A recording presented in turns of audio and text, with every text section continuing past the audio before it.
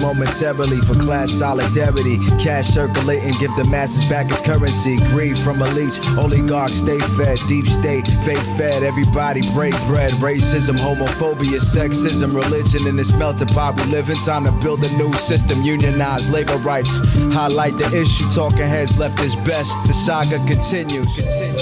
The No Miki Show. Votes are being counted somewhere. Today, that somewhere's in San Francisco, the school board recall election. It's being fueled by backlash to some progressive policies. But more than that, might be a potential warning sign to progressives everywhere. When you have the phrase, even liberal San Francisco parents, well, they're signaling they've hit their limits, then you know you may have a political problem. 3 school board members, including the president, Gabriela Lopez, are up for recall in the solidly Democratic city for pursuing symbolic liberal causes like renaming schools, from people like Dianne Feinstein, as classrooms stayed shut due to pandemic restrictions. The recall effort has the backing of Democratic Mayor London Breed. She had that enough is enough speech on shoplifting a few weeks back. And according to the San Francisco Chronicle, has attracted nearly $2 million in campaign spending. So, folks, parental anger has been a force ever since schools went remote, and the political fallout around this issue has only intensified as we approach the midterms, and it hasn't mattered if it's in blue America or red America. Oh, Chuck Todd, MSNBC. That's an interesting take. First, you mentioned that it's heating up as we go into midterms. That's interesting. Second, you make it sound like this is a progressive problem. No, it's not a progressive problem. It's a Democratic Party problem. The reason why it's a Democratic Party problem is because this is the right wing coordinated attacking the root of education, whether it's critical race theory, whether it's mask mandates, whether it's the Koch brothers investing and taking over school boards, and now the Proud Boys taking over school boards. The right wing has an agenda to take on education in this country because obviously they want to teach what they want to teach in schools, which is the obvious answer. But also going into the midterms, they want to take on the institution that is the largest organized donor to the Democratic Party and the largest public sector workers. 1 out of 10 public sector workers, and there are a little over 20.5 million public sector workers in this country, much weaker than used to, of course, but 1 out of 10 are teachers. The teachers' unions are the strongest, most powerful unions in this country, and they donate to Democrats. So every time you see one of these education issues pop up, remember that the conservatives are preying on parents who care about their children. They're putting information out there on Fox News and in their long pipeline that goes all the way to the anti-vax community. They're preying on parents that they feel in times of insecurity and instability, and understandably so. Folks have been teaching their kids at home and have been worried about their kids, not having vaccines, not being masked, actually being masked. Turns out only 7% of parents who have children in school do not want their children to be masked and vaccinated. Many are indifferent, but most want children to be vaccinated and masked. So this is an entirely manufactured crisis. And Chuck Todd, you are not getting it. This isn't a red or blue issue that people can agree on, caring about their kids. This isn't a progressive issue that progressives have gone too far. Anytime there's an attack on school boards, especially an electoral attack on school boards, anytime there are these invented crises like CRT that manifest into actual organized efforts to prey on people who feel insecure and turning their attention towards something that really doesn't affect their lives or isn't a real thing. That is the right wing doing what they do so well. But it's also a weapon. It's an electoral weapon to make sure that conservative folks are running for those school board seats, as the Proud Boys have announced, but also to attack teachers' unions, because teachers' unions are the symbol of unions. They're the largest public sector workers, I'm going to say it again, in this country. And they're the largest donors to the Democratic Party. It's political jiu-jitsu, isn't it? All right, welcome to the Nomiki Show. It is Wednesday, February 16th. We have an incredible show today. We're going to be talking about Solidarity Wednesdays. You guys know Solidarity Wednesdays. It's when we have Benjamin Dixon on, our ally. He is the host of the Benjamin Dixon Morning Show and podcast. And then later we're going to have the one, the only Julia Doubleday on to talk a little bit about Ukraine with Napoleon da Legend. So much news. But first up, I'm really excited about this. Admittedly, I have not finished the book yet because it is that big. It's the size of my head. It's this big. Wait. Half of my head. That's how big this book is. But it's super fascinating. I have dug into it. Libya and the global enduring disorder. We have Jason Pack on first up, where we're going to talk about how Libya, the events in Libya in 2011, opened up a new frame of geopolitical, I'll say, theory. He's the expert. He can explain it. Of course, I have done some work in Libya, like briefly, so I'm not completely ignorant of it. But I'm really excited to talk with him and learn more. And he can give me some teasers for this book because I am not even halfway through. I just got it. Okay, guys. I know you all think that everybody reads these books in advance. I'm giving you a spoiler alert. I've started to, but there's only so many hours in the day. But I'm excited to finish it. This brief little break with Jason Pack.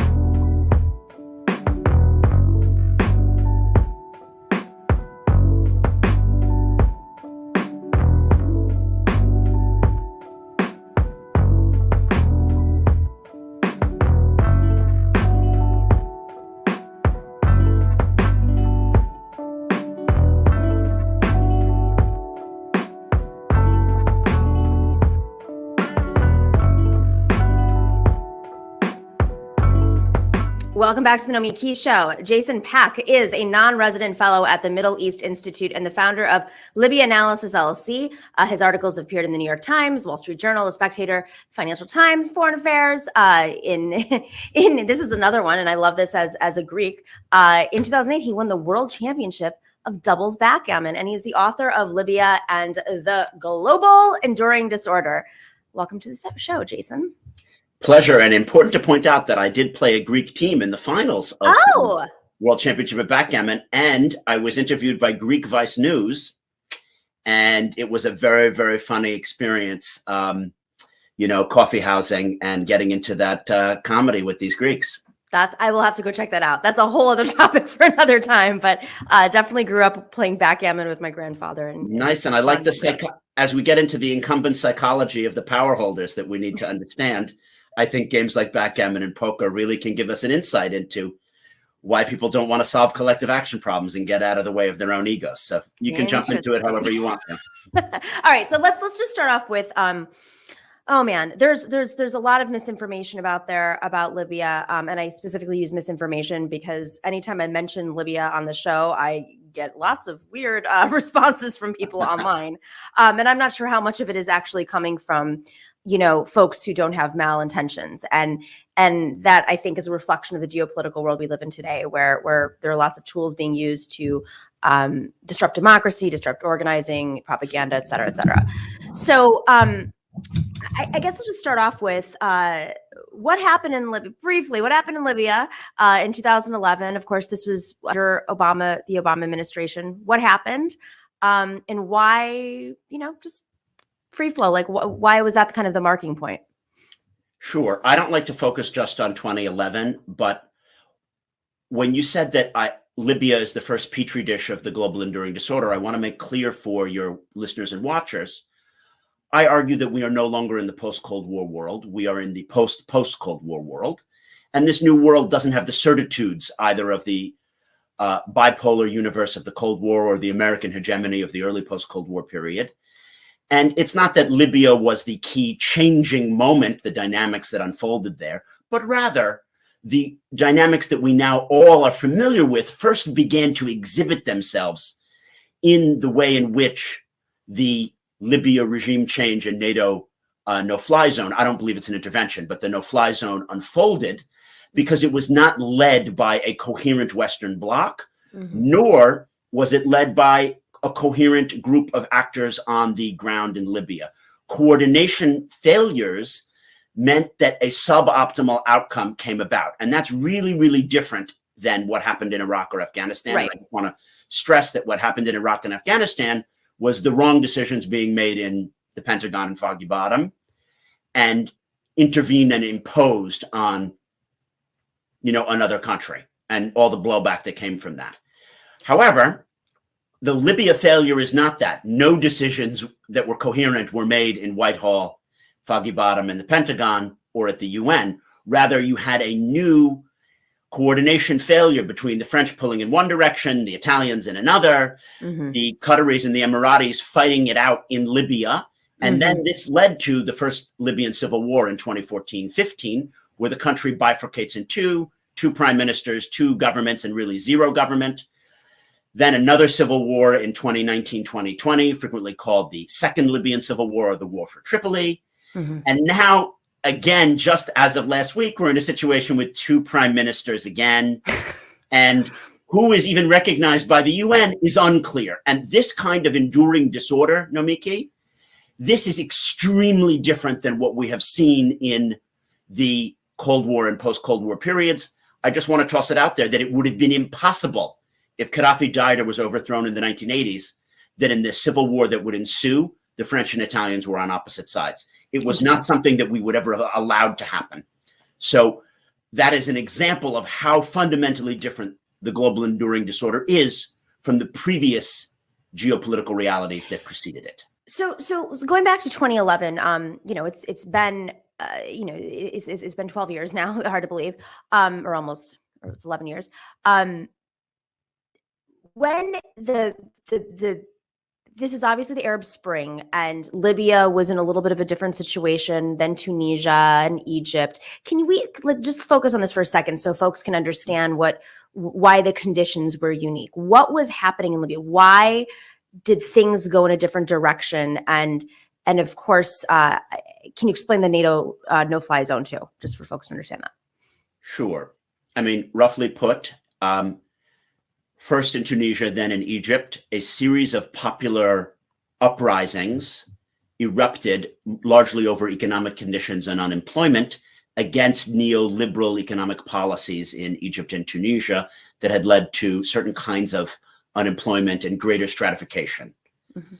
They were successful because the regimes backed down without using the most amount of military force to repress the protesters. In Libya, the uprising came about for a different reason. They weren't protesting against neoliberal reforms because those had never come to Libya. Rather, they were protesting against the very nature of the Gaddafi regime, whose perestroika and glasnost opened them up to the internet and the wider world, and they saw essentially how cut off they had been. They wished to join the international community. That was for a couple of years under his son, right? His son was in charge of, modernizing, opening up. I mean, I would contest that. I think you're referring to Saif al-Islam Gaddafi, yes. But no, rather the détente of 2003, 2010 opened Libya up to the West in a certain way. But again, let's not get sidetracked. So yes, in 2011, you had a series of multipolar uprisings. You had an uprising of civil society activists. You had an uprising of Islamists. You had a different uprising in Misrata than you had in Benghazi. What happened is that the Gaddafi regime went all in on the old tactics, fire into the crowd and, pull a Hama a la 1982 in Syria. And that doesn't work anymore because with social media, people get aware to what's going on, that even the Arab League, for the first time in its history, asked for non-Arab powers to intervene with a no-fly zone in an Arab state. And then you had UN resolutions 1970 and 1973, but these were not led in a coherent way. You had the French pulling in one direction, the British in another, Sarkozy acting for domestic political reasons, right, and no American leadership. Because of that lack of American leadership, we just end up with an extremely different situation, right, than in previous interventions and no-fly zones and things like this, so that the reconstruction phase was botched, not because of too much reconstruction or imposed nation building a la Iraq or Afghanistan, but too little reconstruction, not enough coordination, and allowing every different tiny power from Qatar to Turkey to the Emirates to Russia and Egypt to back different militias, and essentially many powers benefiting from using Libya to promote more global disorder, right? And this is, again, a difference, which is that this desire to promote more global disorder is the key feature of what I consider our new era. And it begins to play out in Libya because migrants through Libya are crucial. But let's get to that.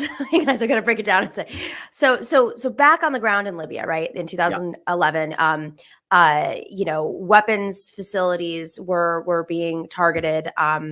Gaddafi was killed, blah, blah. And then suddenly you have many different factions, tribes, brothers and cousins who have access to weapons, and no organized, like nobody was there to organize a military to make sure that this oil-rich state could. I mean, how do they? Unlike Iraq, like you said, where there was overinvestment in that, why didn't Obama and the U.S. say, well, at least we can do is go in there and train Libyans at least early on? Well, generals always fight the last war, particularly because Obama promised to not do W. Bush style imposed nation building. He then made the opposite mistake, and he admitted that it was his greatest foreign policy mistake of not leading the allies and really trying what he thought was to have a soft touch. But the Libyans asked for more capacity building assistance, and we didn't deliver it. And even more importantly than that, we didn't try to set the rules of the game so that when the political isolation law happened in April, May 2013, and that was like de-Baathification or lustration, but in the Libyan context. Well, we're like, well, we saw de-Baathification, what played out in Iraq, but, we're not going to, pick a side. The Libyans can just do whatever they want, but they weren't really doing that. They were being pushed by Turkey and Qatar and certain kinds of Islamists who wanted to purge even technocrats who had any Gaddafi regime connections, so much so that the prime minister at the time had to resign because he had been an ambassador to India.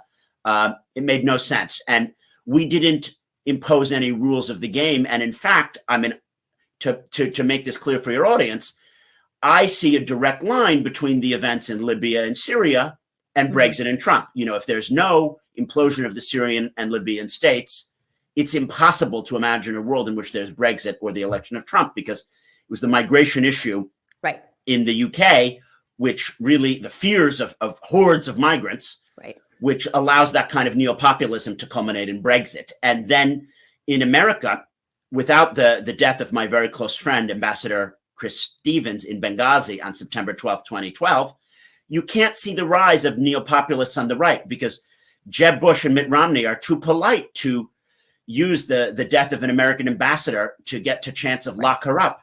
And it was this desire to create more chaos to then benefit from that chaos electorally that unites the Brexiteers and Trump. And this new era of global enduring disorder is the rise of this neo-populist phenomenon from, Orban all the way through to Trump that we can't see on the international stage except for the disorder that Libya, Syria, and Ukraine inject in the global system.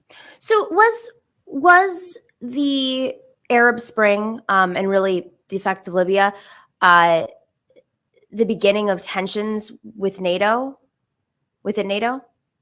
Well, we've always had a problem with the Turks' role inside NATO, but you're correct in pointing out that the Arab Spring polarized different factions within NATO. But why? What was the holdup? Well, because American leadership was not something that Obama really cared to do. And when he set the red line in Syria, which is a little after the events of the Arab Spring in Libya, and then we didn't enforce that red line in 2012, 2013, this led directly to Putin's seizure of Crimea after the Olympics in 2014, and we had no unified NATO response. That signaled to other medium powers inside NATO, there isn't going to be a unified NATO response. We can go for our own peculiar interests without coordinating with the other NATO allies. And yes, that fissure is something that I blame Obama for. And without it, it couldn't be that the French would go against Western policy and back General Haftar because they have a desire to be the leaders of the Maghreb, of North Africa. And who is General Haftar, for folks who aren't familiar? The rogue General Khalifa Haftar had been a CIA asset in the 1980s, but then he, as a megalomaniac, established himself as the nominal coup leader of attempts to overthrow the UN-backed government in Libya and has had multiple coups where he claims to be the leader of Libya.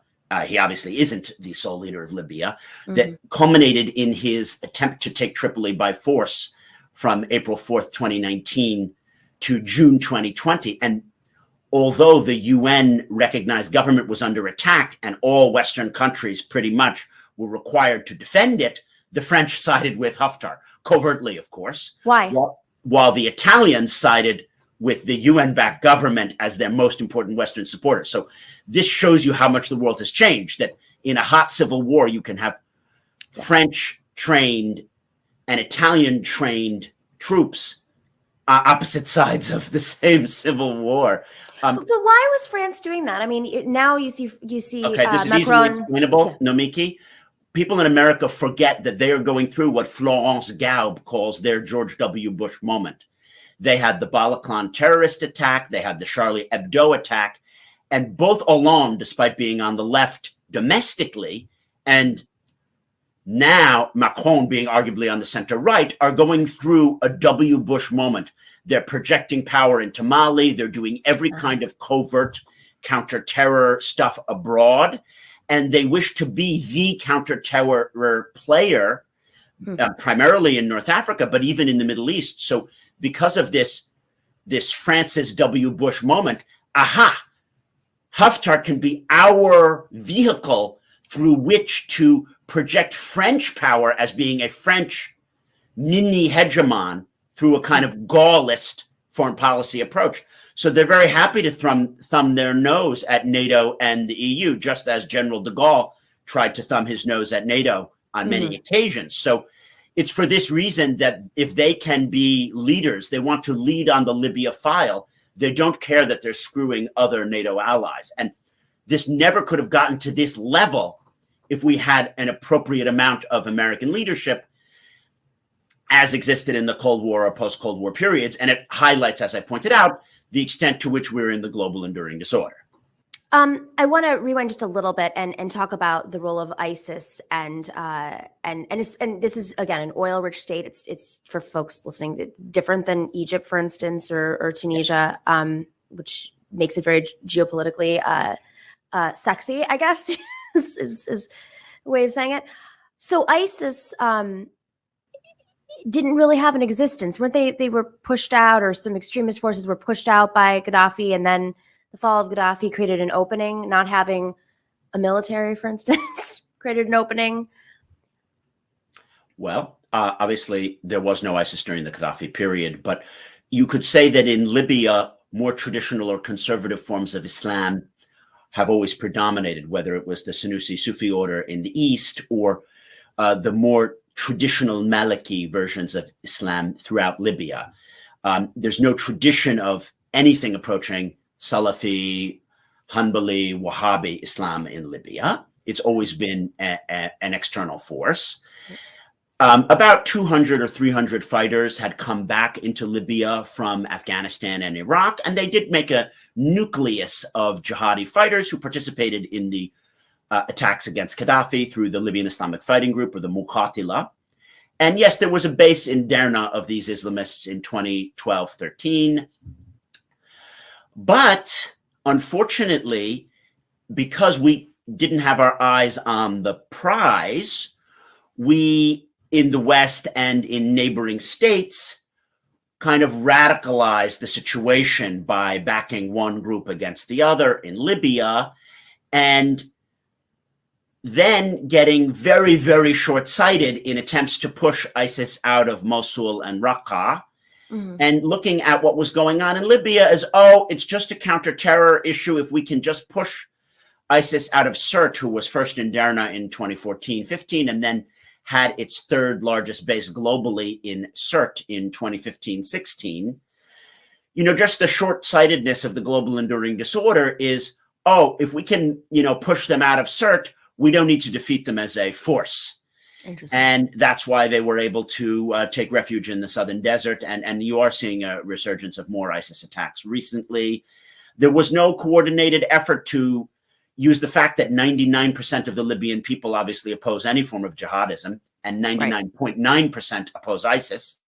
So we could have used that as a unifying force to help create Libyan institutions. And it's really important to point out that Libya is one of these few places in the US where America is extremely, extremely popular.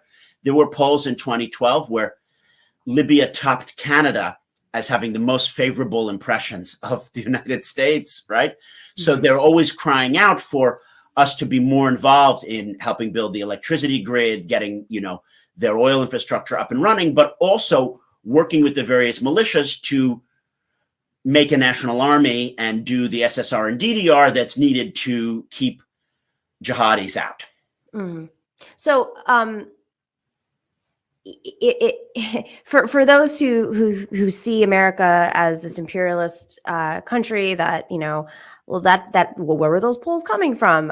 I've been on the ground and I've witnessed it myself and felt it, and I was quite surprised, having worked in a lot of places around the world and what I would assume were friendlier places to the U.S. and seeing the gratitude for information, for especially among young people. So why is that? Why is the U.S., based on these polls, more popular? I mean, the history of Libya in the United States is a long and complex one. I'll try to summarize, which is that the British and Americans liberated Libya from the most brutal colonialism of fascist Italy, probably the most brutal colonialism in human history.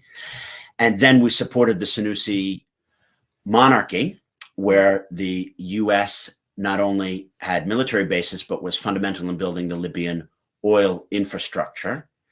And then we were the ones who were hard on Gaddafi. And many Libyans are really happy that the U.S., Reagan, and others stood up to Gaddafi and sanctioned him.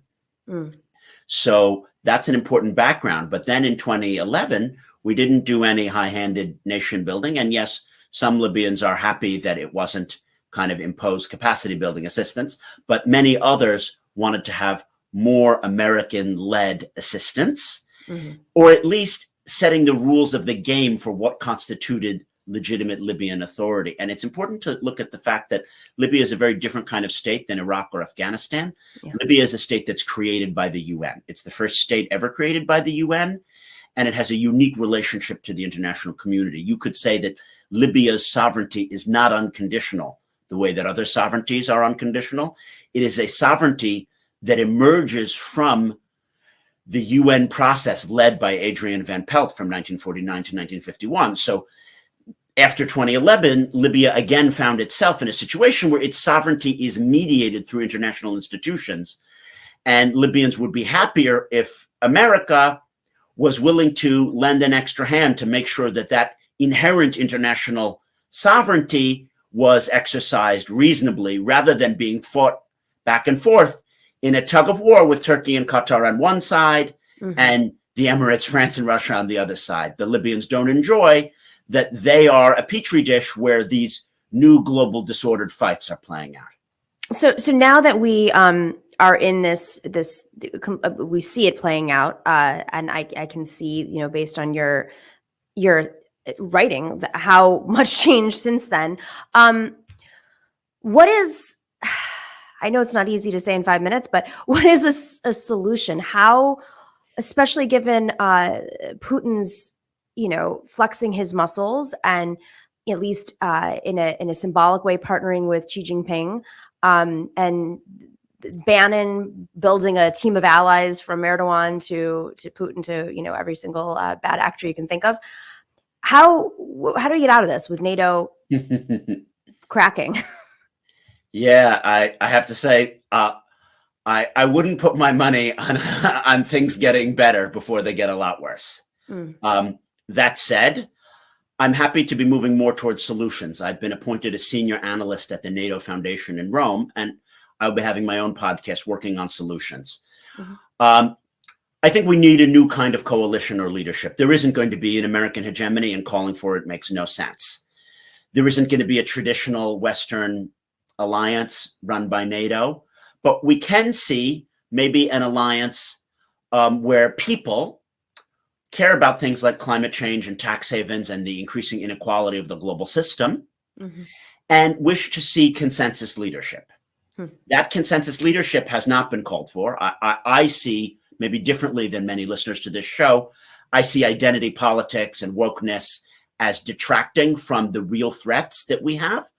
And the way to deal with these things is a bottom-up mass movement focusing on only the big picture. We can't be fighting small battles, for me, about school boards and mask mandates or anti-vax. I don't think people on our show is fighting that at all. I think that they're thinking about unionizing and organizing and really playing the big picture and fighting the bad guys. So for my analysis, we need to have a coalition of the major states and people buying in, saying, I care about foreign policy a lot more than domestic policy. And I care about the future and the future of my children more than some ideological or emotional issues that have identity resonance for me right now. And it's probably going to get a lot worse, because that's not the way that we're going in our increasingly fractured politics in the US and UK. And if we have these two tribes, be they called Remain and Leave or Democrat and Republican, it seems difficult to me at this moment to get the kind of bipartisanship which is needed to stand up to this neo-populist threat, which, as you pointed out, is not a solution to anything. In fact, Bannon admits that he is a great disruptor. Chaos agent, yeah. Because Putin and Xi and Erdogan and Orban offer no alternative order. Their order is great. Let's break it so there's more disorder and more migrants and proliferation of arms, so that then the world is a scarier place and easier for us to operate in. And that is unfortunately where we're at now. So we need to be working with our allies. And it pains me to see Biden and Boris Johnson bring the US-UK relationship to the lowest point that it has been since World War I. That is it's just a tragedy where we're at now. Agreed. And I think we actually have more that I think the progressive movement, the real progressive movement, those who are focused on solidarity and actions and organizing, are very cognizant of this. And, I think there are a lot of folks who are there to disrupt on our side as well, and distract and bring chaos, because you say things that the far right is doing, and a lot of these bad actors, whether world leaders or Bannon, they're never offering solutions. Correct. The same thing is happening with chaos agents who are acting on the left, complaining about American imperialism, but never talking about other powers or the dynamics that occur on the ground. They don't talk about, they complain about mandates and vaccines and being canceled, but they never talk about solutions to a lot of these problems. So I really appreciate this. I'm about a third of the way through the book, but I did just get it. But I'm going on vacation for 2 weeks, so I'll bring a lovely copy with me, and maybe we'll have you back soon to talk more about your podcast and the solutions. I'd love that. I think your listeners and you would really like what I talk about in chapter 5, which is the way in which Fortune 500 companies no longer try to maximize their bottom lines or have the quarterly earnings increased. They've become arch incumbents, from Facebook to ExxonMobil to Deutsche Bank. I had thought, they want to do more business in Libya and make more money. Yeah. But no, they don't. They want to stay in power. And that is the tragedy of incumbency that we're now seeing play out globally, which is that if you're in this kind of C-suite position, okay, let's just block new entrants. Right. And this is more complicated than a kind of Rachel Maddow blowout view, which is that, well, ExxonMobil, it's corrupt. They bribe officials in Equatorial Guinea to produce more barrels. I don't like that either, but that at least purports a desire to maximize profits. That's right. I'm saying they don't have to bribe any officials. They don't do anything illegal. They don't even want to necessarily produce more barrels in Libya.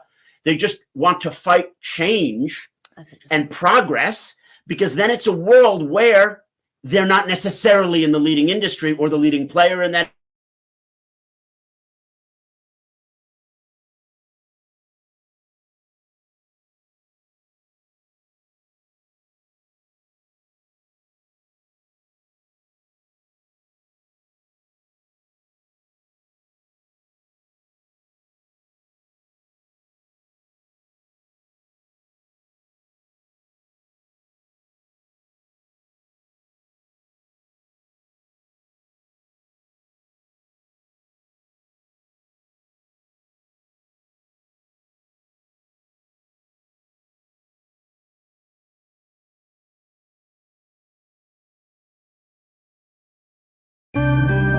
know me.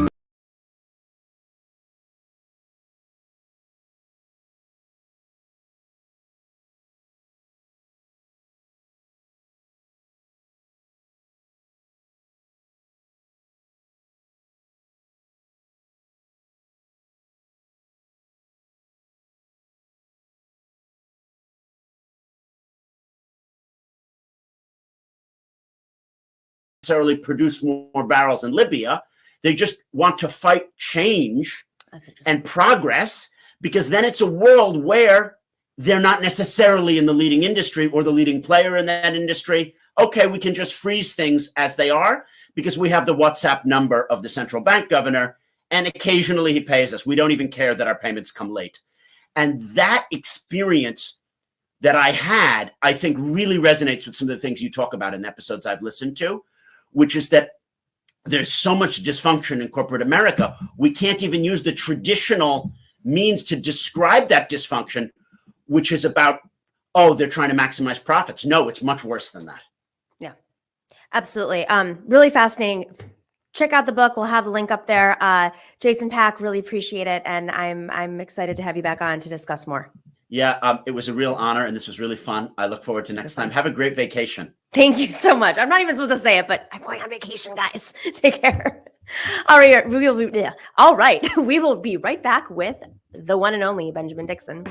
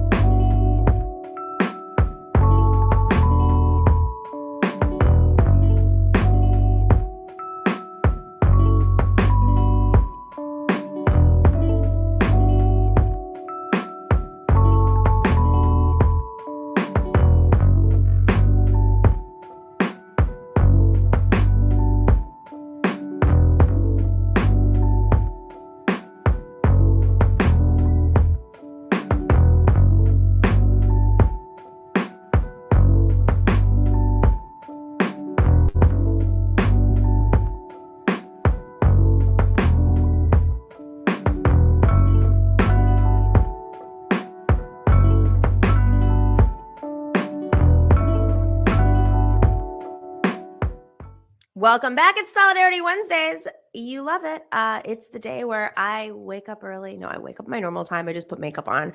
And I appear on the Benjamin Dixon Morning Show, where we talk about the movement and issues that stand in the way of solidarity, things to look out for, things to fight, and areas where we can be great allies. And I'm always happy to have Benjamin Dixon on for our show, same day on Solidarity Wednesdays. And so Benjamin Dixon is the host of the Benjamin Dixon Morning Show. Ben, all right. So we didn't have a chance to talk about this, but been a lot of conversation, but I think it's a real opportunity to delve into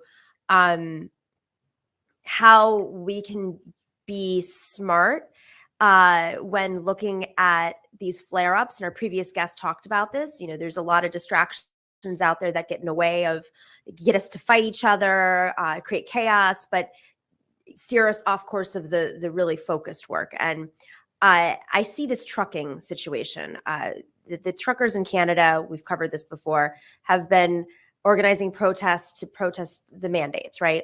Mm-hmm. What the new civil rights crisis for the far right, right? And they've taken into the United States, and they threatened to go to the Super Bowl and now to the State of the Union. Truckers, long-haul truckers, are listening to a lot of right-wing radio. Yep. Yeah. That is not deniable. They're on the road an average of 300 days a year, and they're making a little over $40,000 a year. So my obvious reaction was, you guys aren't pissed off about the mandates. You're pissed off about the working conditions, and someone's channeling that anger into something else and using you as a weapon. Yeah. You know, that's absolutely the case. And it's always great to be with you on Solidarity Wednesdays. You know, I love driving. I've driven across the East Coast from South Florida to Boston, 8 different times throughout the South, across I-10 from Jacksonville all the way over to Texas. But I've been at a lot of these truck stops and I've seen, you know, the conditions, because if you go into the truck stops, you see the truckers, and it is it's a difficult life. It is a difficult life that they are literally isolated, and the only companionship they have on these roads a lot of times are the people they meet at truck stops and talk radio. And those things, absolutely. what are they called? The trucker communication things where they're talking on the road. Oh yeah. Oh, the CB radio. CB radio. Yeah. So those are the only. And then when you think about what you just said, though, like think about how much power that then gives Rush Limbaugh over the last 30 years, up until we no longer had to worry about him. But I digress. You mean they're not sitting on YouTube the whole time? Well, that's ultimately it, though. I mean, that's a great point about Rush Limbaugh, because the conservative movement, I know we know it, but I think we really have to spell it out over and over and over again for it to cement in our brains. The conservative movement is looking at every single opportunity, at every single platform to pull people in, meet them where they are and their frustrations and their anger, and mobilize around it, or potentially, with the left at least, make sure that they're not able to mobilize or vote, or making it harder for them to vote, or their spirits are down that they don't want to turn out and vote. But radio, they've got YouTube, they've got cable news, they've got Sinclair Media, local news. That's right. They have all of it because they have the funding, right? And the reactionary component that I think all of us have the ability, every race, every ethnicity, we have the capacity to be reactionary. But one of the things that I agreed with your last guest, I think should be applied not only to these corporations who simply want to maintain power, but there are people who are okay with their position and proximity to white supremacy, that they don't really care. They'll just keep it as it is. Even if my life doesn't get better, my privileged position above someone else. That's been a really difficult thing in terms of building solidarity with working class white people. And simultaneously, I start off the show talking about schools, which we're going to get to in a second, and Chuck Todd, who basically was blaming progressives for the attacks that school boards are receiving right now because they've gone too woke or too whatever. And I'm like, okay, you can't be that dumb, Chuck Todd. You are basically unwilling, as usual, to call out the real problem here, which is a well-coordinated, well-funded effort to take on the most powerful unions and public sector workforce in the country, which is teachers, right? And blaming them for everything. Simultaneously, I look at a story like this trucker story, and I'm like, why did we even cover it? It was a few of them at the Capitol, but turned into the biggest story, in the lead up to the Super Bowl. And as a result, it's going to grow. They're going to inspire other truckers.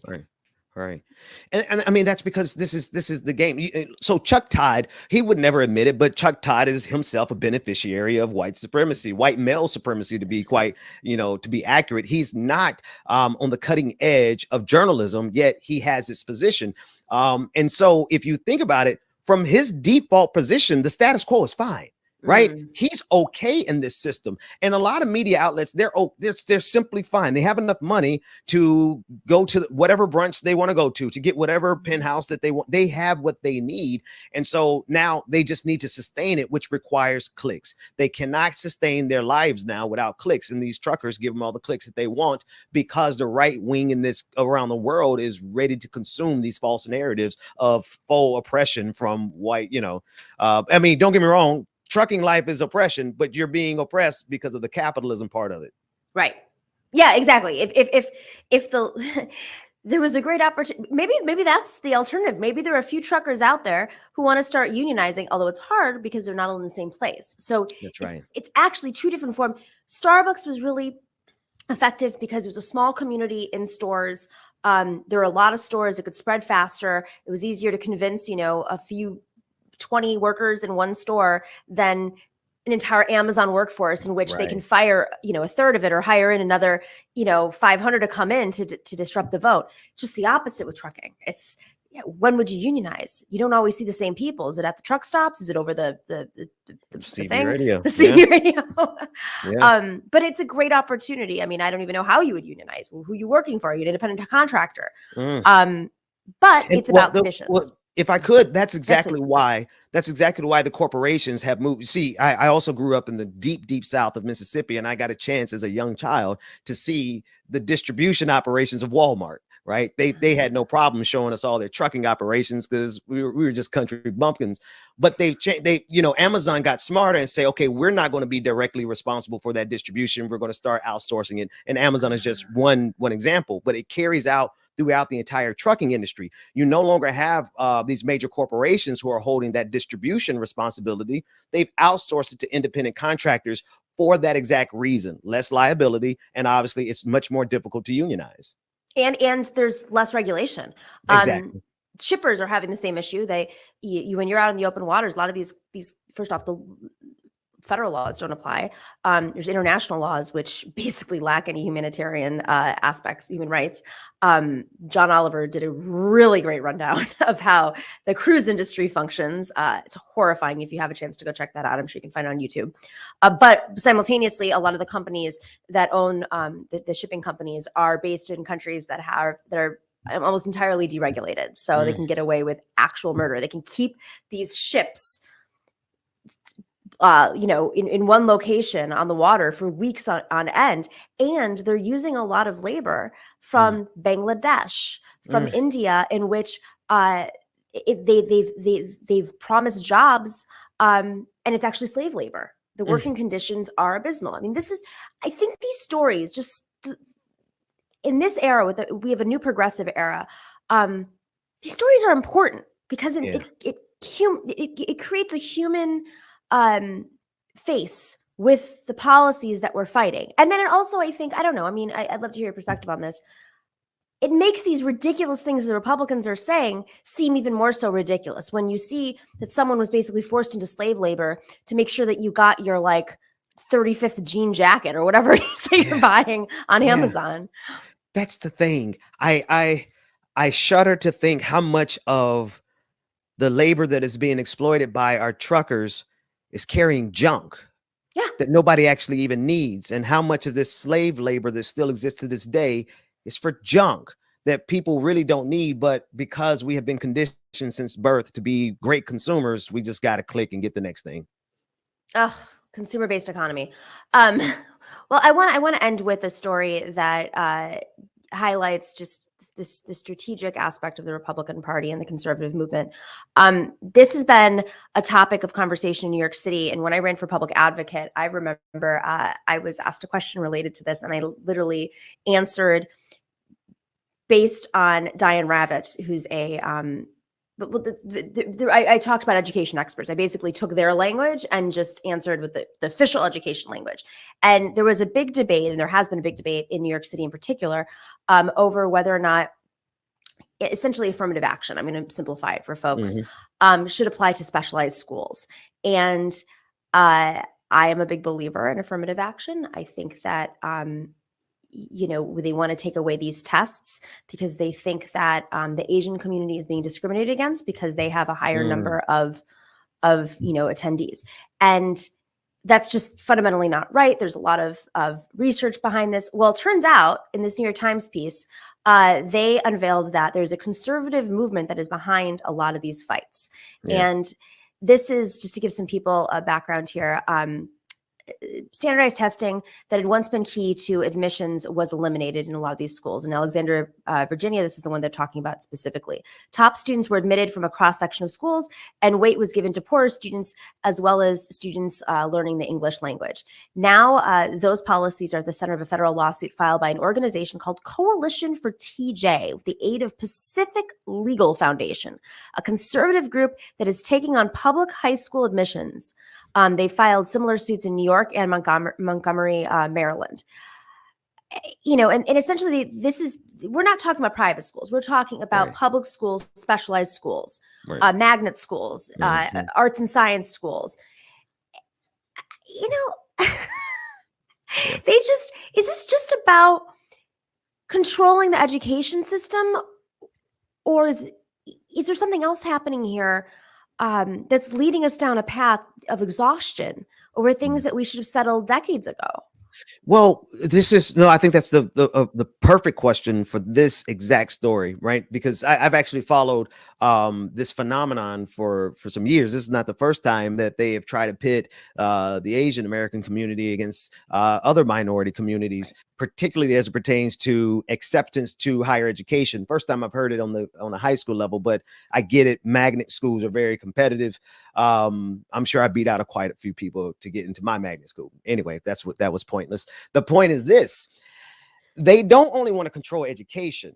What they want to do is to use our arguments for civil rights to block civil rights. They want to say, if we take affirmative action to correct an imbalance, that correction itself is a violation of their civil rights, this particular group's civil rights. And so what has happened with these conservative organizations over the last, I know at least 10 years, they have actively gone and pursue some students who want to file lawsuits, in this case, Asian students who want to file lawsuits in order to get acceptance. And not your particular story, but the ones I'm recalling back to higher education.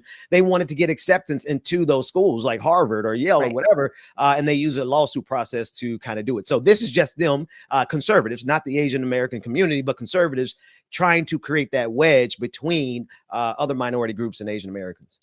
And it's interesting. I mean, what's the higher institutions are very concerning too, because, you know, if you really cared about people getting special treatment at these schools, maybe you should go after the legacy students, which some universities have said just in the last few months that they are going to no longer accept legacy kids. And that's, of course, kids who get accepted to a school and get a spot because one of their immediate family members attended. I lost my spot at a school because of that. I found out 10 years later that the girl who took my spot at Georgetown, her dad was on the board of Georgetown. I did not know that. That's the other aspect, right? So while I know, Nomiki, you and I both know that wealth is probably one, if not the greatest factor, right? We understand that the system operates with money. Like wealth can get you into places that in your scenario, right, where it locks you out, even but here we have an entire movement that's dedicated to not only not having the conversation about the disparities that are come because of wealth, but they don't even want us to get an inch because of disparities that come because of race and other discriminating factors. Right. They're totalitarian. Exactly. They are full court press. They will not let any angle go. And that's why they're paying so much detail to this. It's horrifying. And they've been working on this piece by piece for the better part of 40 years since they started investing in school boards. And simultaneously, I know this is something that I just repeat over and over again, but it should be crystallized in people's brains. They started investing in school boards as the Democratic Party said, see ya unions, and slowly we're going to start pulling out of local parties. Well, what happens in a vacuum? This kind of thing happens, and they can take over the narrative and invest in every single type of media platform. Yeah. It's horrifying. What can we look forward to, Ben? What are you doing this week on your show? You know what, Nomiki, we're just trying to break the news to the people without breaking them. We're trying to cover the stories with the depth and the substance that they need without snapping on these fools, because it's crazy out here. So, you know, thank you for coming in this morning. I know it was early, and I love it. You know, it's these conversations that I think are going to help us actually build solidarity. Can I ask you what do you do with Dr. Mac? I don't know what to do with him. No, Google. No, what do you do with him? Google. I want you to explain. Do you have yours set up? No. How do I do it? So Can I do it real Google time?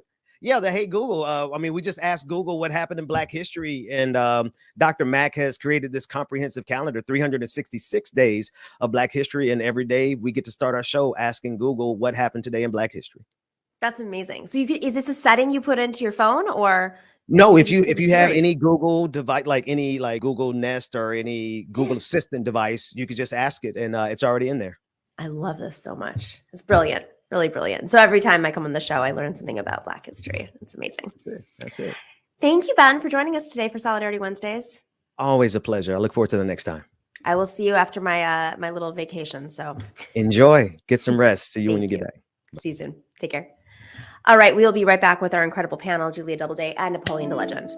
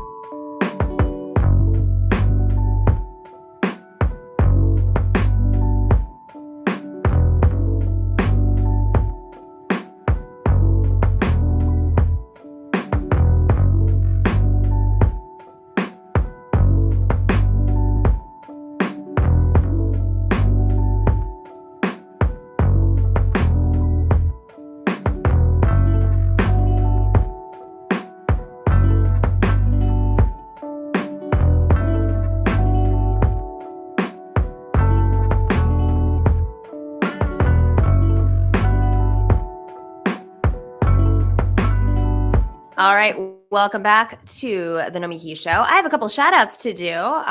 As usual, we have great shout outs. We have some new patrons, Kalel, excuse me. I need better glasses. K Sissy and Gothic One, thank you so much for joining us. And then we've got some super chats. We've got Bigalamio. You guys always give me such difficult names. Sends us some very big love. Thank you. And says, things aren't okay, but Nomi and Ben always make me feel better. Thank you so much. And Fern Jen subscribing over at Twitch with Prime. Always grateful. We will follow up with all these shout outs that we miss over the break. I will make sure to give everyone the love when I get back. As you know, I'm going on a little break, but we have lots of exclusive content coming out while I'm gone. And I'm very excited to report back to you when I do come back, all about what I've done over my little break. In the meantime, if you aren't already, join us on patreon.com/The Nomiki Show and become a patron. That's how we do this. We may not always get along, but it's really important to support independent media. I know on my part, I really like to support voices that are marginalized, a lot of voices that are fighting the algorithms. Sometimes I like to hear people who challenge my perspective. I just subscribe to someone who I don't always agree with, but I was like, you know what? This one take that they had really opened my mind up on a lot of things. That's how I look at it, because that's my way of fighting the algorithm. The algorithm is going to feed you what you want to hear. I started listening to something about Ukraine yesterday, and then halfway through the podcast, I was like, oh my God, this is like insane propaganda from Steve Bannon, literally. But it was shaped through comedy. I fell for it. So I paused and I, went down my own little rabbit hole and tried to seek things out. So to all of you who do listen to the show and enjoy it, please share it with your friends. That's how we get the word out. And of course, if you've been a patron, we are so grateful to you. And if you can't afford or aren't able to be a patron for a bit, please email us at thenomikishow@gmail.com and we will work something out.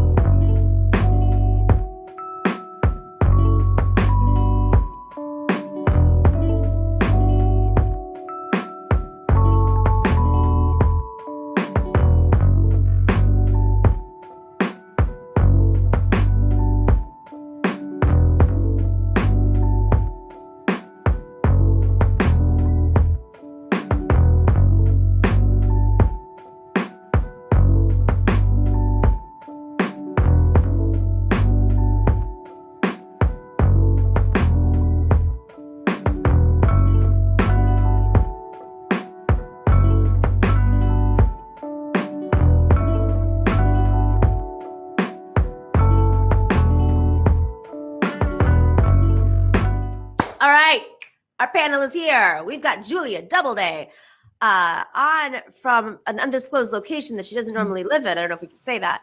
Julia Doubleday is co-host of the committee program. She was the former congressional campaign manager for Julie Oliver for Congress, and worked on Beto for Senate and Bernie 2016, the OG Bernie, the one that I loved the most.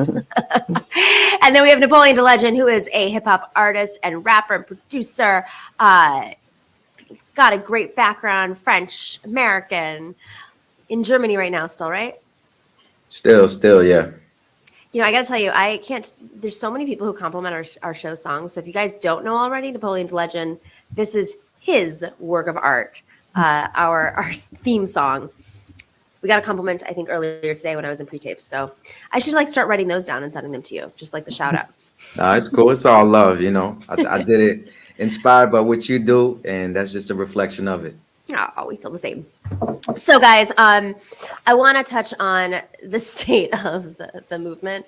There's a lot of bad right-wing stuff that's happening. We've been covering it a lot of anti-union efforts. COVID obviously has been a big part of the show, but let's not forget about the neoliberals. Can't forget about them. Never do. About our great allies, right? Okay, so Fox Business, I love is when Fox Business gives us reports on the left. I just love it because they know so much and it's really incredible to hear their advice. So let's play this clip from Fox Business on the future of politics. Look at that. In 2022, the torch will be passed whether you like it or not. Ben Domenech wrote that, and he joins me now. You're talking about new blood in politics. How about AOC as the new blood for the Democrats? Do you think that'll fly? I absolutely think it will, Stuart, Yeah. and thank you for having me on. As always, I am very much of the mindset that we are seeing the end of an era in American politics in a number of different ways. The passing of the torch at long last away from the giant impact that the baby boom had on American politics. We've had 3 presidents, for instance, and Bill Clinton, George W. Bush, and Donald Trump, all born in the same year, 1946, which is pretty amazing if you think about it. Yeah. But it says something about the degree to which the baby boom really had a world-altering effect in terms of not just their impact in America, but around the world. In our politics today, I think you see a real rising generation on both the left and the right that is taking things over. In the Super Bowl the other night, we had a contest between 2 coaches who were aged 36 and 38, with a situation where, their victory, in the sense of Sean McVay winning with the Los Angeles Rams, set a new trend toward younger coaches taking over teams. You're going to see the same thing happen in American politics in the coming years. And as you said in your monologue, this is going to lead to a push away from the kind of moderates that have been there in the past and more toward the extremes, particularly in these safe leftist districts that these squad members are likely to win, and even more progressives are likely to win come the fall. Do you have any names in mind for a new generation, new blood in the Republican Party? I think one of the really interesting things on the right at the current moment is that you have a crop of younger senators who I think are going to not just emerge in the coming years as new voices to take on a number of different topics. We've already seen that from the likes of Senator Josh Hawley, who's obviously one of the younger members of the body. But I also think that what you're going to see is just a swath of new members from across the country who are going to be elected into the House this November, many of whom are going to be kind of unexpected.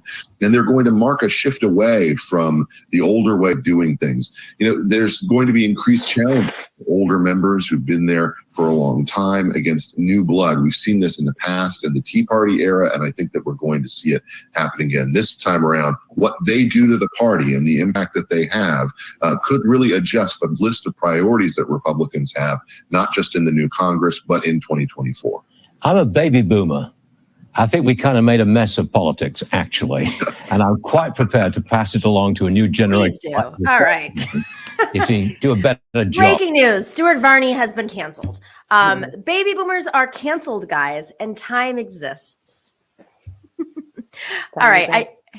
Julia, I know this sounds ridiculous, but okay. So Ben Domenech is Meghan McCain's husband. Little juicy backstory there. Talking about the leadership. I feel like he's just staging a coup. I feel like he's just like, guys, get out of the way. It's time for me.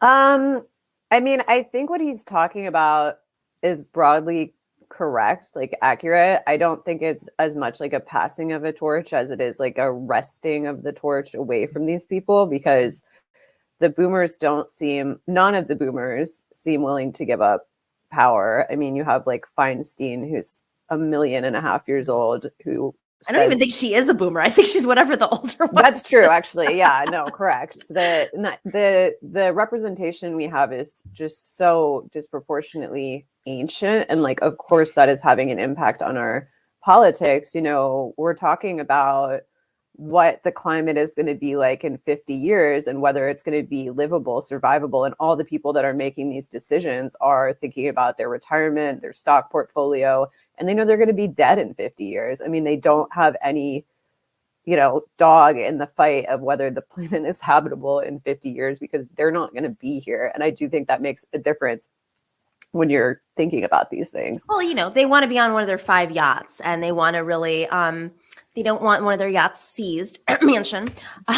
Yeah. But I mean, it's interesting because I actually haven't heard the Democrats saying what he's saying as much. I mean, I've mentioned in the past that the Democrats one of the advantages that progressives seem to have in the sort of war on establishment Democrats is that they don't seem to understand that there's a larger movement happening. They seem to view AOC and Ilhan Omar and Rashida and Ayanna, all of these people as these sort of like freak cases that like came out of nowhere and they don't understand why, but like they're just 4 people and they have their internet, whatever. Nancy Pelosi referring to them having a really massive platform and direct engagement with millions of people as internet, whatever, is a really good distillation of like how the Democratic establishment are dinosaurs. Like they don't understand the importance of engaging with the public in a democracy. Like what you're referring to is them having direct contact with millions of voters. Like that's a dream. That's a dream for a candidate, a politician, and you're dismissing that as an internet whatever. I mean, it's just, it's so out of touch. And I think what he's saying, that there is this sort of insurgent progressive left, and there will be an insurgent, Trump right. That's been happening for 5 years. I mean, if anything, I know it's slow on the uptake to be, talking about it now. Like, yes, this is happening. It's good, I guess, that like people are sort of waking up to that, but it's not like this isn't news. This isn't news. This isn't breaking news. Yeah. I know. I mean, listen, one of our talking points in 2016 that was my talking point. I wrote it. I don't know. No one gave it to me. Was this campaign is a movement that represents many movements, but it's mostly representing the largest generation in history and the most diverse generation in history. And you can't fight demographics. So, even if you're not pro Bernie, you have to understand that's the trend. And we're seeing it play out. You're seeing a lot of folks compromise on progressive policies that were not supporting Bernie in 2016, but now support a lot of the things that he pushed for, including AOC and the Squad and other candidates. This is happening internationally too, but I'm going to, Napoleon, this is obviously a generational issue, but the baby boomers are playing the devil's advocate here. This is a time of disruption. This is a time of chaos. A lot of it is organized chaos, meaning it's strategized by nefarious forces that really want to break apart democracy. Let's give some of the baby boomers benefit of the doubt. And they say, it's better to go with something than not know at a time of chaos. People who know where the light switches are, rather than bringing in a whole new breed of politicians who have no experience at all. I mean, at the same time, you can't fight time. And the thing, when I watch this segment, I'm trying to wonder, like, is it like a warning? Well, how are they framing it exactly? It's like, okay, time passes, people get older, some new blood is inevitably going to come, even though, they don't want to let go. But I just don't. I just was trying to understand the angle. Are they saying it's a bad thing or it's a good thing? Like, how can new blood be solely characterized as a bad thing, framed as a bad thing? It's we want new blood, right? We want new ideas. We want people.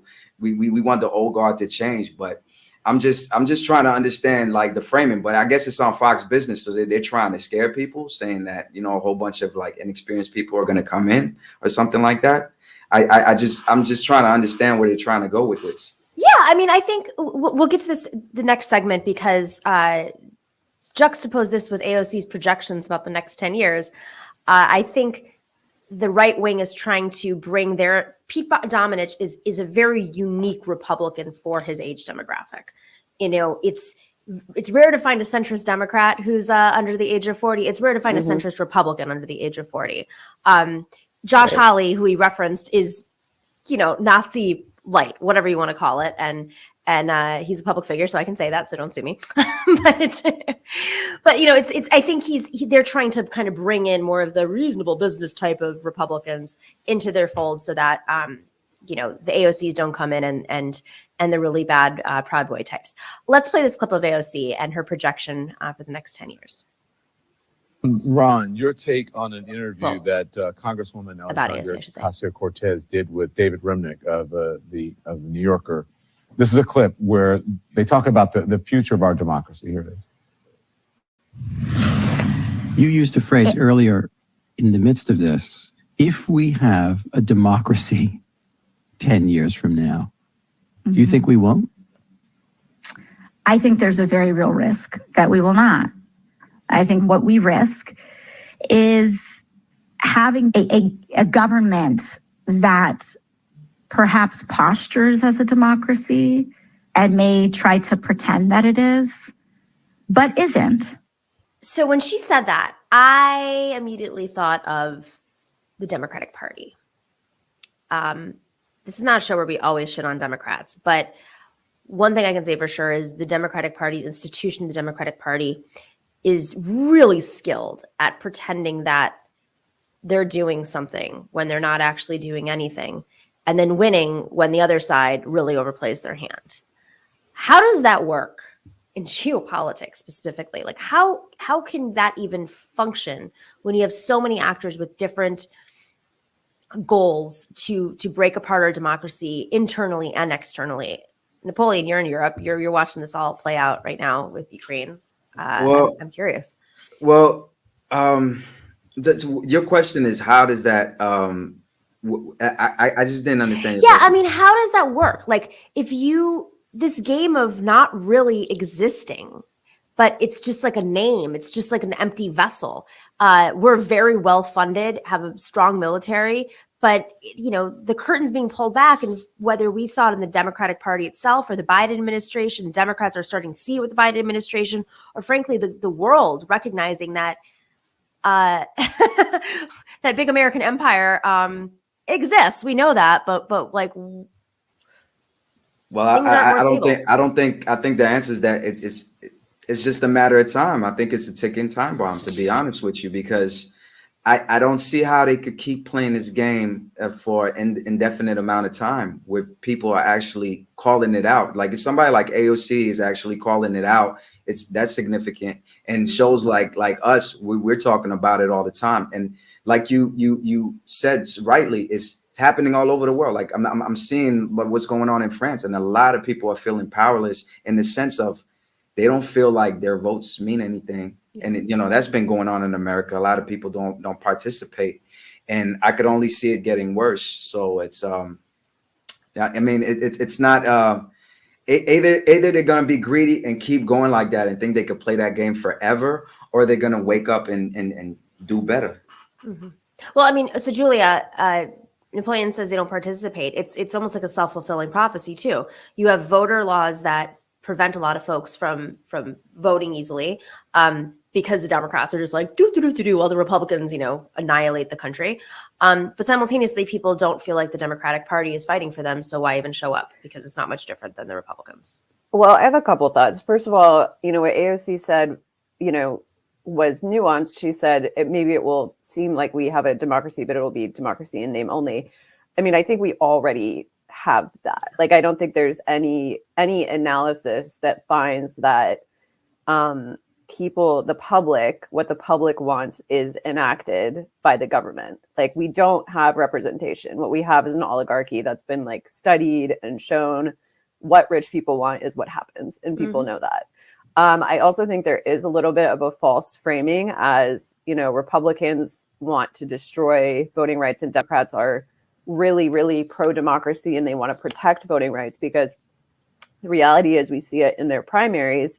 They definitely want to protect the voting rights of people in the general because that helps them. But when it comes to their own primaries, they are very anti-democratic. I mean, they don't want people voting. They don't do a good job of trying to make sure people know about the primaries. The primaries are really the mechanism by which the public can have more control in the party. We saw with the Iowa caucus, last year it was a complete clusterfuck. And one of the things like people didn't understand about that clusterfuck was that it was, it really happened because of those concessions that were won at the DNC that, they were going to release the totals and release the votes and show us. I was part of that. Yeah, I know. Yeah. And sorry, guys. To be fair, they did not follow our instructions. Tom Perez took it to his own liberty to interpret him how he wanted. My point is that everyone was like, oh, well, Iowa just went wrong this year. That's not what happened. What happened was Iowa had to show the math of how they got their results. and they didn't have the math. The math was wrong. I mean, the AP refused to call that race.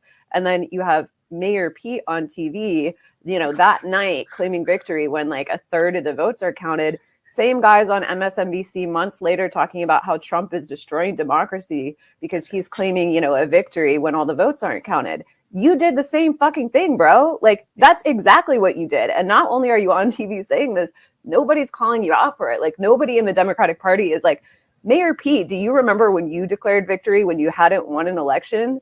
So this whole posture that Democrats have, that they're like these big defenders of voting rights, they're not. I mean, they're defenders of their people winning, just like the Republicans. And when it's convenient to help people vote, they help people vote. But when it's convenient to strip people out of the voter rolls, they do that shit too. So like, I think it goes back to like this same like overarching feeling that people have that the parties are like broadly similar.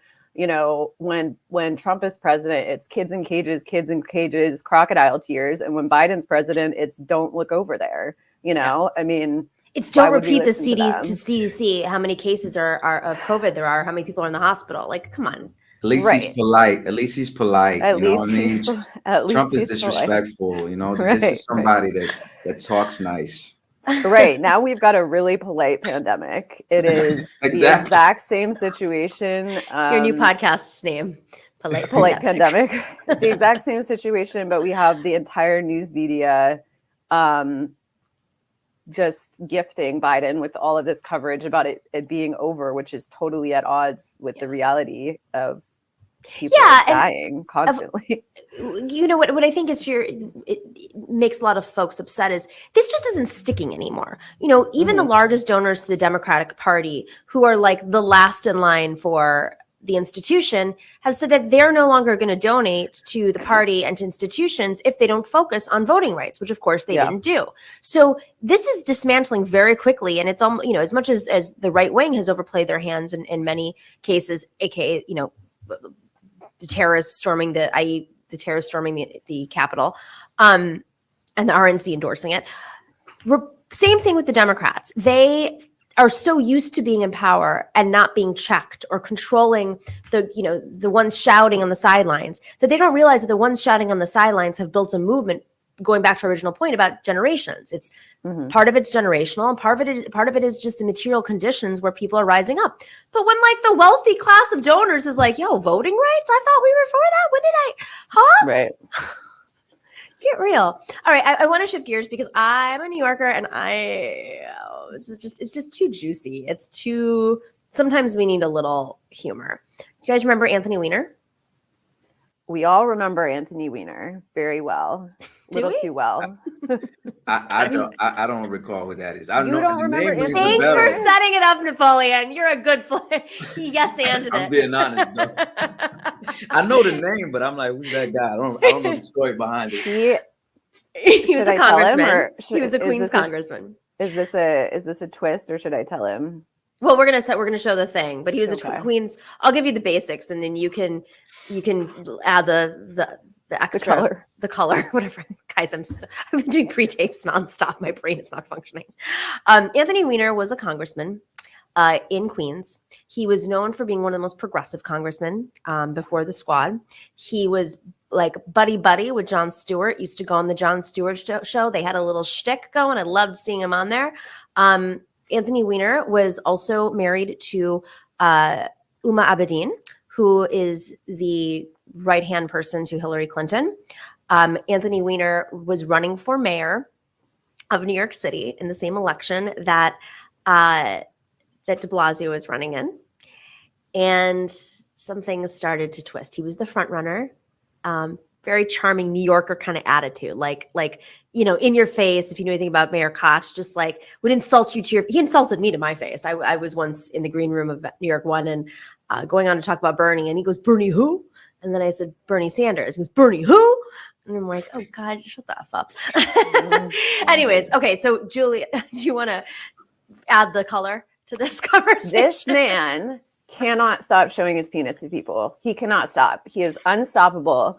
So he has been in so many different scandals involving showing his penis to people. Like laughing too hard.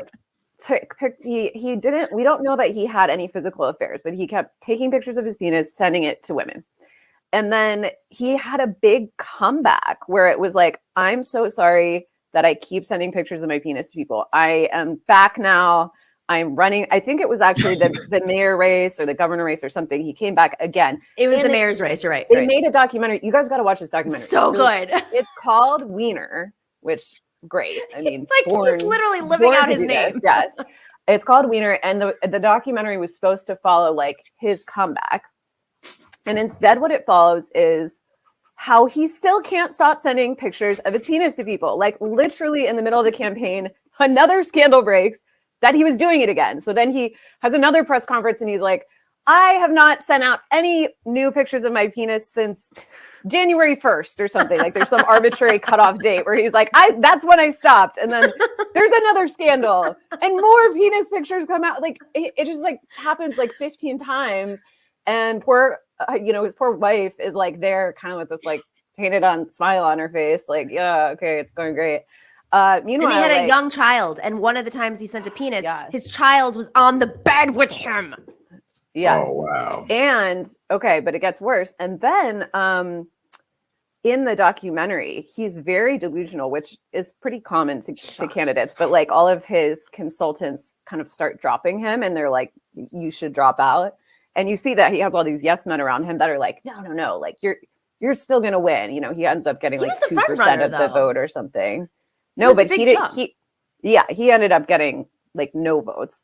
Yeah. And then one of the women that he had been sexting with like showed up and like surprised him with TMZ like at his like part, not victory party, but loser election party. Loser party. And then actually it got even worse because then I'm pretty sure he went to jail because he was doing it with a child. Like he was like sending pictures to like a 16 or over Twitter or something. Wow. Yeah. So then he went to jail and then I think his wife finally left him at that point, but she might have gone back again. Hang on a second. Let's double check. Did he actually go to jail? He was prosecuted. Maybe David, you jail for like David, can you work on that real quick? Simultaneously. I want to add one layer to this, a really big one, because I no one ever talks about this. The emails. The whole effing email scandal started because of this, because they wanted the server was taken from Huma's house and okay, this is actually my hands are flailing very funny. This is very funny. Essentially, like you can make the argument. No, this is like a Key and Peele skit. Go ahead. You can make the argument that Trump won the election because Anthony Weiner would not stop sending his penis to people. Exactly. And here's why. Right when they were investigating Anthony Weiner for more penis crimes, they like raided his house and he's married to like this top Hillary Clinton advisor. Literally the closest person to Hillary Clinton. So they took her computer as well. And on that computer, they found emails that were supposed to only be, they were on a private server. They were supposed to be on a government server. So this was another email scandal. And this is the one that broke right before the election where James Comey went on TV and was like, we're investigating this. So a prolific penis it's just had a huge impact on the fate of our nation. Can I just like add the moral of the story here? Once again, a man's penis gets in the way of a woman's dreams. It's true. A few women's dreams. A few women's, yeah. Well, and multiple penises, because Bill Clinton also did. I would argue that Hillary Clinton, as problematic as she was, she carried the legacy of Bill Clinton, not just his sex scandal, but his actual presidency, which she wasn't, she advocated for health. Is this him saying he's learned not to show his penis again? This is like the 40th time he's done this. Let's play this. Oh, wait. Also, I have to add one more thing. I'm sorry, guys. There's so much here. So Curtis Lua is the guy with the red cap. He's part of this racist group that just patrols around New York for the last 30 years, trying to combat crime, AKA people of color. He has had a reoccurring spot on New York One for many years where he just yells at people with another guy named Pearson Barrero, but they're not on anymore together. He also ran for mayor on the Republican line. And fun fact, he was in a relationship. His baby mama is Melinda Katz, who ran against Tiffany Caban in the Queen series. I think I've got everything there. Okay. That might be all of it. All right. Now, without further ado, the penis. Let's hear it. Let's hear A it. new show on WABC Hannity. Radio in New York. They are exploring the left-right divide and major issues afflicting New York City and beyond. One of the co-hosts is former New York Congressman Anthony Weiner. He spent 18 months in confinement for sexting with a 15-year-old girl. He was released 15. in 2019. He says he's ready to answer tough questions about his own life, the challenges facing the country. He's joining now our friend Curtis Sliwa with a new show, their co-host, The Left versus the Right. Anthony Weiner, thank you for being with us. Curtis Sliwa, always good to see you, my friend. I guess the first question that I have is, you pled guilty, Anthony, to sending obscene materials to a young girl, a 15-year-old girl. You pled guilty, you served jail time. Have you changed? Are you a different person? Well, I think so. I don't think anyone can go through that kind of experience. And I think this is probably true of people who have been through other types of adversity. I don't think you go through that type of experience and don't emerge changed. Well, but Anthony, wait a minute. So that's I think it's fairly Anthony, obvious. That's an obscure answer. I think so. Either you know in your heart if you changed, or you know in your heart if you didn't change. Can you assure people? Wait, pause you're it. going to now try and draw in an audience. Sorry. I just have to pause. I love that Sean Hannity, this is his classic way of attacking people. Like, you're not answering my question, and that's actually not my question. But Sean Hannity most recently left his wife of many, many years for another host on Fox and Friends. So, just want to add that layer. Continue. And they're going to want to know if you changed or not. Have you changed? They can judge for themselves. I'm sorry? Wow. Is not great at apologizing. I'm not out to persuade you or anyone else that I've changed. I mean, I'm doing a radio show and people can call in and ask me questions. We did one this past Saturday where people had an opportunity to call in and where Curtis asked me a bunch of questions and I answered the best I can. But in terms of like, I'm trying to draw someone in, no, I'm not trying to make someone like me or someone be persuaded of any particular outlook on me. We're going to have some conversations about things going on in New York City and other places, and hopefully people will tune into the show, but I'm not terribly interested in trying to make them feel any differently about me. Curtis, I would say between the two of us, Napoleon, do you think... I'm embarrassed for him watching that. I'm like, why would he subject himself to that type of, put himself on that platform knowing he's going to probably get questions like that? Because the Clintons banned him from CNN and he can't get on MSNBC. He's in a, he needs to call it quit. Like, public life is not for you, my man. Like, you have this compulsion that, like, his compulsion was stronger than him trying to be mayor of New York. That's the hell of a compulsion right there. Like, so he might as well call it quits. I don't see where he's going with that. But is it just me or did Hannity, like, I'm not trying to fat shame, but did he gain a lot of weight? He's gotten a little, he has a new girlfriend.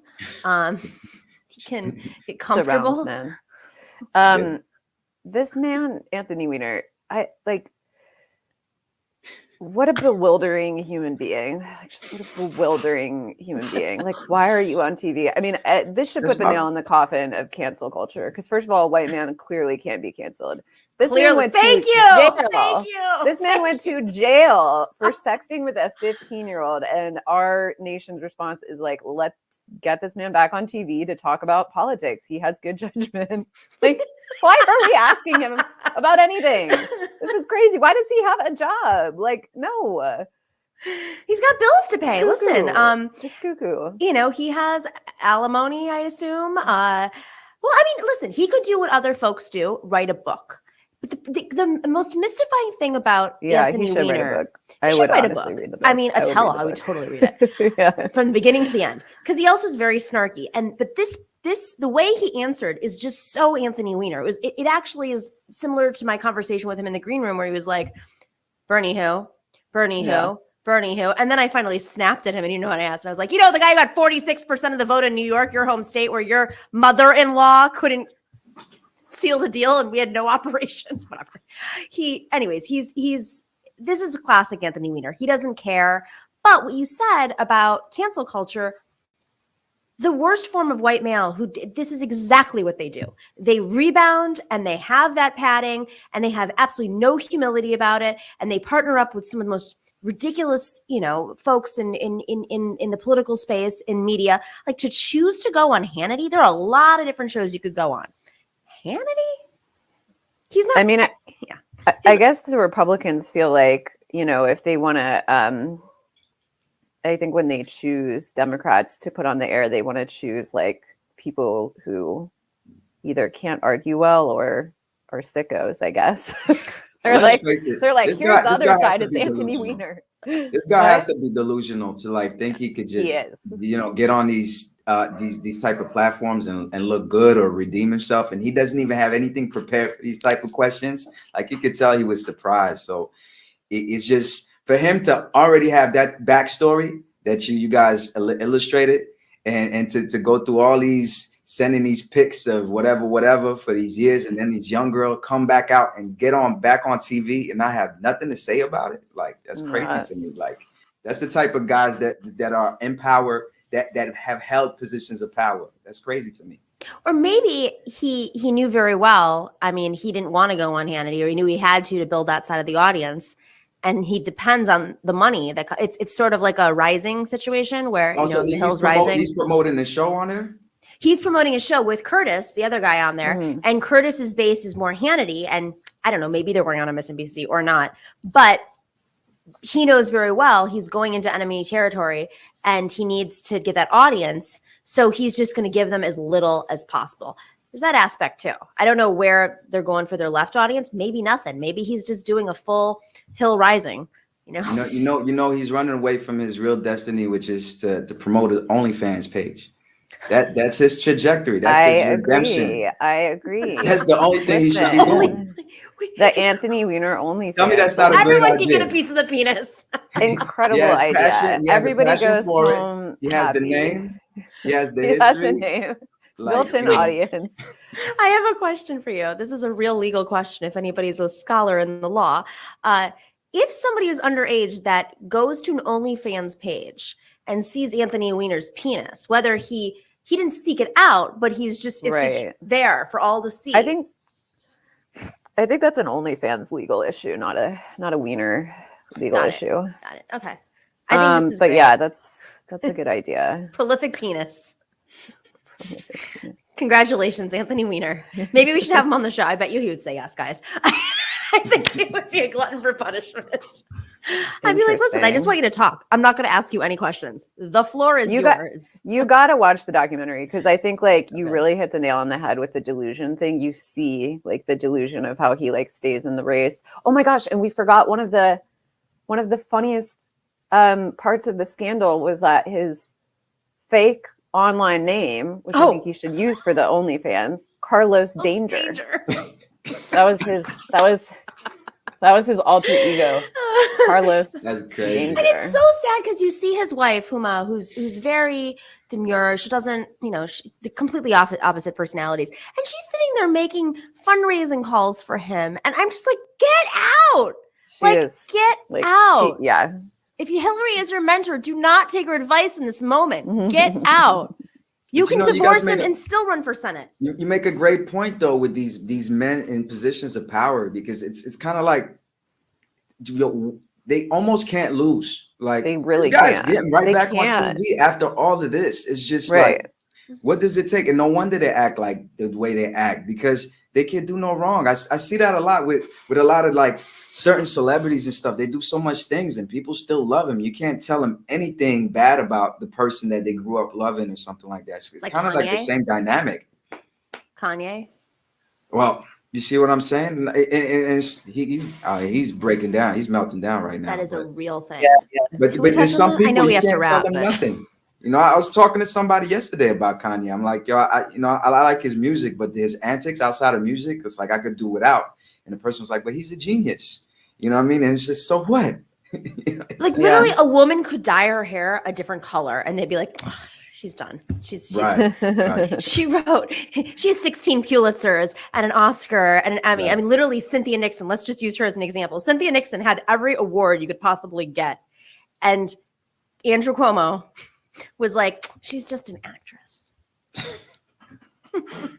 That's what it is. That's what it Lauryn is. Hill talked about it on her first album. If you like, they would tell the labels telling her not to get pregnant or something because it would ruin her trajectory and her career and stuff like that. I mean, it's like what, 25 years ago or something like that. Yeah. It's like Yeah. it's still going on like that. It's crazy. Breaking news. People age and misogyny continues to exist. On that note, Napoleon da Legend, Julia Doubleday, we love you. We appreciate you. We will see you in a few weeks when I'm back from my well-needed vacation. I was going to say something else, but self-isolation, I guess. All right, take care, everybody. Thank you for joining the Nomi Key Show, and everybody who's been tuning in. Make sure to like and subscribe here on YouTube, on Twitch. Join us there, and of course, on Tuesdays, join us for TNS Live over at rockfin.com/NomiKey. And to all of our podcast listeners, we love you. Please join us on patreon.com/NomiKey Show. In the meantime, stay in solidarity. The No Miki Show. We clash momentarily for class solidarity. Cash circulating, give the masses back its currency. Greed from elites, oligarchs stay fed. Deep state, faith fed. Everybody break bread. Racism, homophobia, sexism, religion in this melting pot we live in. Time to build a new system, unionize labor rights. Highlight the issue, talking heads left is best. The saga continues. The No Miki Show.